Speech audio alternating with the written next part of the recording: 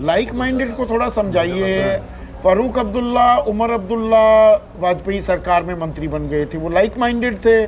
महबूबा मुफ्ती और मुफ्ती मोहम्मद सईद के साथ, उनकी पार्टी के साथ आपने मिली जुली आधे आधे टाइम की कश्मीर में, जम्मू कश्मीर में सरकार चलाने की भी कोशिश की। ओम प्रकाश चौटाला के साथ भी आपने गठबंधन किया है। दोनों का जवाब देता हूँ, दोनों का जवाब देता हूँ संदीप जी। जैसे अभी आप थोड़ी देर पहले लाइक माइंडेड की एक परिभाषा ये है कि जैसे अभी थोड़ी देर पहले आपने कहा कि मैं कांग्रेस वालों को थोड़ी रोकता है, मैं तो सिर्फ बीजेपी को रोकता हूँ। ये लाइक माइंडेडनेस है आपकी कांग्रेस की एक परिभाषा। दूसरी परिभाषा जो हमारे परिप्रेक्ष्य में है वो ये है कि हम बराबर जन सेवा की कोशिश करते हैं। चाहे वो पीडीपी के साथ सरकार बनाई हो, मैंडेट ऐसा था कि कोई और तरीका नहीं था जनता की सेवा करने का, इसलिए मजबूरी में कॉमन मिनिमम प्रोग्राम के तहत चलिए कॉमन मिनिमम प्रोग्राम के लिए तैयार, जेडीएस के लिए दरवाजे खुले हैं आपके, गठबंधन हो सकता है। सीधा सवाल पूछा है सुकेश ने। आपके लिए भी दरवाजे खुले हैं। चलिए thank you but no thank you. हम पत्रकार बनकर ही खुश हैं और टोकते रहेंगे कांग्रेस को भी बीजेपी को भी। मैं उनको ये समझा रहा था कि कांग्रेस वाले परेशान हो रहे हैं, हमें बहुत टोक रहे हो, बीजेपी को नहीं टोकते हो। मैं बीजेपी को, हमारा काम ही टोकना है। आपने ये बात कही, लेकिन संदीप जी कि मैं तो बीजेपी को ही टोकता, तुम क्यों परेशान विचलित हो रही हो? नहीं नहीं, तो मैं कहाँ टोकता हूँ भाई? सुनने में थोड़ा हेरफेर हो गया। मैंने कहा आपको परेशानी हो रही है, मैं बीजेपी को भी टोकता हूँ तो उनको परेशानी होती है। सबसे ज्यादा तो आप ही लोग कहते हैं अरे भाई कांग्रेस वाले को बोलने दे रहे हो, हमें नहीं बोलने दे रहे। ये छोटा मोटा मुद्दा है। आप अपना वीडियो निकाल के अरे हम तो ऐसे ही अदना से पत्रकार हैं, आप हमारी बात को अगर आप कहिए कि बीजेपी को भी, जफर इस्लाम साहब, बीजेपी को भी अगर आपने बोला होगा, अरे आप पकड़ के वो बजरंग दल पकड़ के तो नुकसान उठा लिया। भी और ही दोनों में फर्क है। जफर इस्लाम, नहीं भी और ही में फर्क है। बीजेपी को भी और बीजेपी को ही। अरे जफर भाई सुन तो लीजिए, आप चूंकि सत्ता में हैं इसलिए आपको ज्यादा टोका जाएगा, इसके लिए तैयार रहना चाहिए। अरे मुझे कोई तकलीफ ठीक है, आपको तकलीफ नहीं है ना। और ही में फर्क है, बीजेपी को भी या बीजेपी को ही। अरे वाह वाह वाह वाह, बहुत बहुत क्या पकड़ते हैं आप। अरे नुआंसेस को आप इतना तकड़ा पकड़ते हैं, तो ये कर्नाटक के नुआंस क्यों नहीं पकड़ पाए? आगे देखिए ना, 1 बजे तक हालात चेंज हो जाएंगे। इसीलिए मैंने पूछा ईवीएम में गड़बड़ी की तो बात नहीं करेंगे। जब अगर जीत उनकी नहीं होगी तो, या और मार्जिन कम हो जाएगा तो जेडीएस के साथ हाथ मिला सकते हैं आप। लाइक माइंडेड है जेडीएस। हाँ भाई, जनता की सेवा करने के लिए हम सबके साथ हाथ मिला सकते हैं। जनता की सेवा की मंशा होनी चाहिए। मतलब सत्ता के लिए किसी से भी हाथ मिला सकते हैं। मैं नहीं कह सकता लीडरशिप का डिसीजन है, लेकिन मैं ये कह रहा हूँ कि हमारा मकसद एक आइडियोलॉजिकल अप्रोच है प्लस, और वो सबसे बड़ी कोशिश होती है जनता की सेवा, जनता के उत्थान के लिए काम करना। अब ये जो डिसीजन है कि किसके साथ अलायंस हो सकता नहीं, ये तो लीडरशिप का डिसीजन है। गुर्राज, यहाँ पर बीजेपी के राष्ट्रीय प्रवक्ता साफ इशारा कर रहे हैं, वो आपके साथ हाथ मिलाने से गुरेज नहीं करेंगे अगर आंकड़ा बन जाता है 113 का। आप तैयार हैं? सर ये तो प्रश्न बहुत कठिन है, क्योंकि हमारे वरिष्ठ नेता जो है, देवेगौड़ा जी है, कुमार स्वामी है, रेवन्ना है, सीएम इब्राहिम साहब है, ये सब बिल के तैयार करते हैं किसके साथ जाना है, क्या नहीं, विचारधारा की बात हो रही है ना। अभी जफर इस्लाम ने कहा लाइक माइंडेड पीपल, मतलब एक जैसी विचारधारा के लोगों के साथ हाथ मिलाने में उन्हें कोई गुरेज नहीं।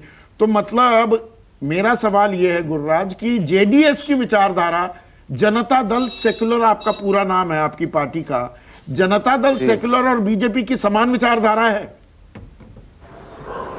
ये विचारधारा जो है ये अलग का विचारधारा आप समझ लो, कि जैसे कि ना मैं बीजेपी का बोल रहा हूँ ना कांग्रेस का बोल रहा हूँ। हमारा विचारधारा ये है प्रदेश का अभिवृद्धि, प्रदेश का डेवलपमेंट होना चाहिए, प्रदेश का काम होना चाहिए, आगे आना चाहिए, रोजगारी खत्म होनी चाहिए, और सब लोगों को जैसे बोलते हैं ना सबके साथ सबका विकास, लेकिन वो तो नहीं हो पा रहा है। लेकिन हमारे साथ जो सबका साथ सबका विकास करने के लिए जो जुड़ने के लिए आते हैं ना, उनके साथ हमारे वरिष्ठ लोग जाते हैं करके मुझे पूरा यकीन है। पेच अभी भी अटका हुआ है क्या, या ये बहुत दूर की कौड़ी है संभावना है? बस दिल बहलाने के लिए तलाशी जा रही है कि जी अभी 1 घंटा और रुकिए। देखिए जो आंकड़े हैं और सुबह से आंकड़े इसी तरह के चल रहे हैं, इनमें कोई रेडिकल परिवर्तन होते हुए दिखाई नहीं पड़ा है और उसकी संभावनाएं भी धीरे धीरे कमजोर होती जा रही हैं। कहने के लिए उनकी बात सही है कि 1 घंटे और इंतजार कर लीजिए, मैं तो उसमें 1 घंटा और जोड़ देता हूँ, 2 घंटे इंतजार कर लेते हैं। हाँ। उसके बाद क्या होगा? हाँ। उसके बाद क्या होगा? उसके बाद कमलनाथ का बयान आ रहा है कि खरीद फरोख्त की कोशिश कर सकती है बीजेपी। नहीं, वो देखिए इस तरह की बातें पेशबंदी के लिए की जाती हैं। हाँ, ताल तो हाँ, इस तरह की बातें पेशबंदी के लिए की जाती हैं कि अगर इस तरह की कोई संभावना भी हो तो उस संभावना से पहले ही उसको खारिज कर दिया जाए, उसको निरस्त कर दिया जाए। इस तरह की कर्नाटक के चुनावी नतीजे साफ बता रहे हैं कि इस प्रकार का कुछ होने की कोई संभावना नहीं है। अगर कांग्रेस के अभी भाजपा से 10 ज्यादा होते, उनके 75 उनके 85 होते, तब इस तरह की संभावनाएं होती। अभी तो कोई संभावना है ही दूर दूर तक।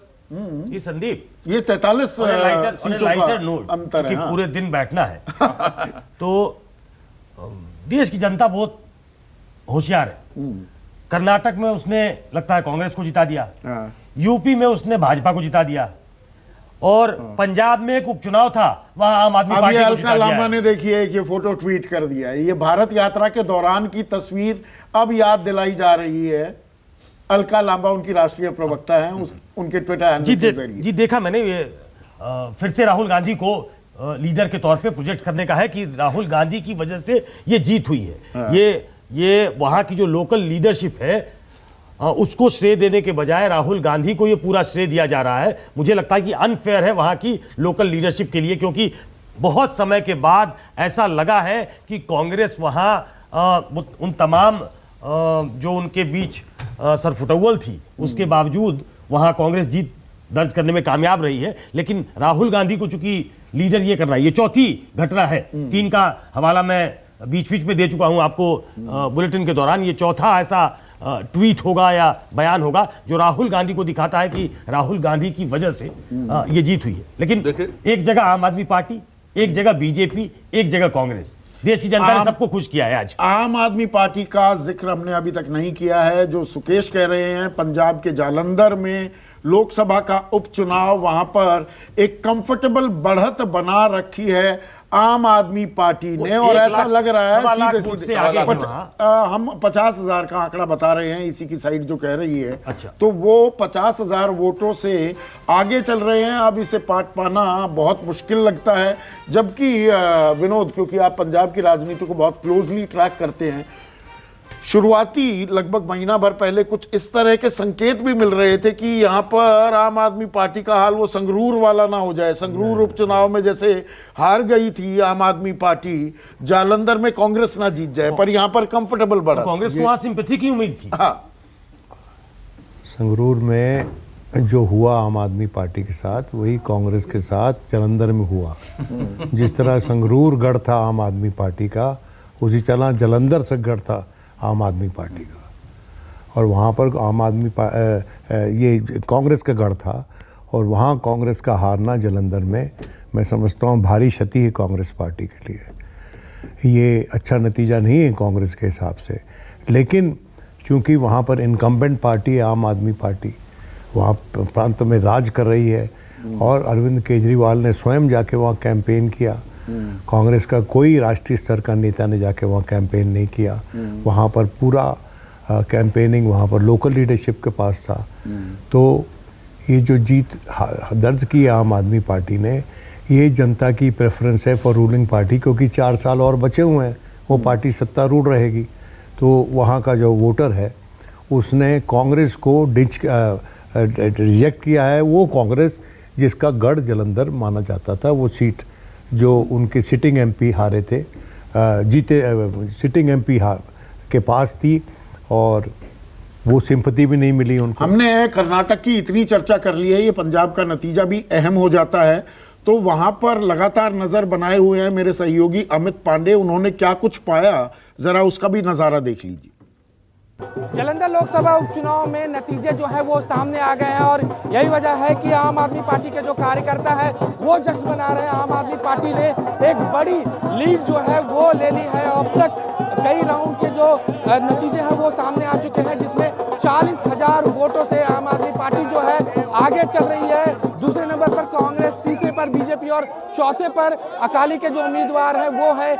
आप सीधे तौर पर देख सकते हैं किस तरह से आम आदमी पार्टी के जो कार्यकर्ता है वो इस वक्त काउंटिंग स्टेशन के बाहर जश्न मनाना शुरू कर दिया है, क्योंकि अब उनको समझ में आ रहा है कि जो लीड है वो काफी बढ़ गई है। और यही वजह है कि अब नाच गाना ढोल ताशा जो है वो साफ तौर पर यहाँ पर देख रहे हैं खुशी का माहौल है। एक बड़ी जीत की तरफ आम आदमी पार्टी बढ़ रही है, क्योंकि एक अभी तक अगर हम बात करें तो लोकसभा में आम आदमी पार्टी का एक भी सांसद नहीं था, लेकिन अब जालंधर से, पंजाब से आम आदमी पार्टी को एक बड़ी खुशखबरी मिलती हुई दिख रही है। सीधे तौर पर जो सुशील रिंकू हैं वो बड़ी लीड बनाए हुए हैं और लगभग 6 लाख से ज़्यादा वोटों की काउंटिंग हो चुकी है। 8,84,000 जो है वोट पड़े थे। यही वजह है कि अब आम आदमी पार्टी के जो कार्यकर्ता हैं सड़कों पर उतर गए हैं और जश्न मना रहे हैं। जालंधर से कैमरा पर्सन इंद्रजीत के साथ अमित पांडे, न्यूज़ 24।